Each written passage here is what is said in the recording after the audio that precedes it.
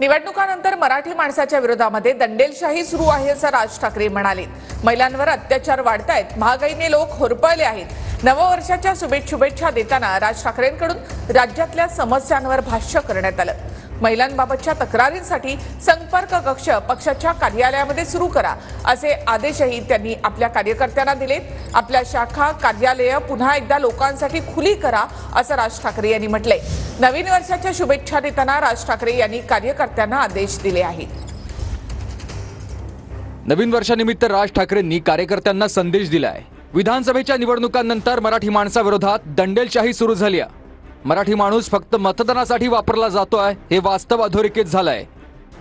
राज्यातले दोन समाज जे दोन्ही मराठी भाषिक पण त्यांच्यात संघर्ष पेटलाय। महागाईने लोक होरपळली आहेत। राज्यात महिलांवर अत्याचार होत आहेत। महिलांबाबतच्या तक्रारींसाठी पक्षाच्या कार्यालयात कक्ष सुरू करा।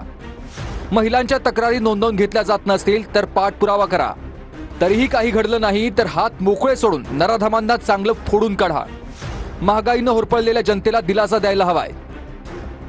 यासाठी साठेबाजी होत नाहीये ना हे पाहून त्याची सूचना संबंधित खात्यांना करा। शेतकरी आणि ग्राहक यांच्यातील दुवा बनवण्याचा प्रयत्न करा। थोडक्यात आपल्याला शाखा कार्यालय पुन्हा एकदा लोकांसाठी खुली करा। सोशल मीडिया आपल्या कामाच्या प्रचार प्रसारासाठी वापरायचा आहे, पण सोशल मीडिया तुम्हाला वापरत नाहीये ना, त्याच्या अधीन जात नाहीयेत ना ते पहा। निवडणूक निकालानंतर मुद्दाम राजकीय भाष्य टाळलंय। नक्की काय घडलं यावर माझं मंथन सुरू आहे। लवकरच मी सविस्तर बोलेन, अधिक व्यापक दिशा तुम्हाला देईनच। राज ठाकरे यांनी हा संदेश कार्यकर्त्यांना दिलाय।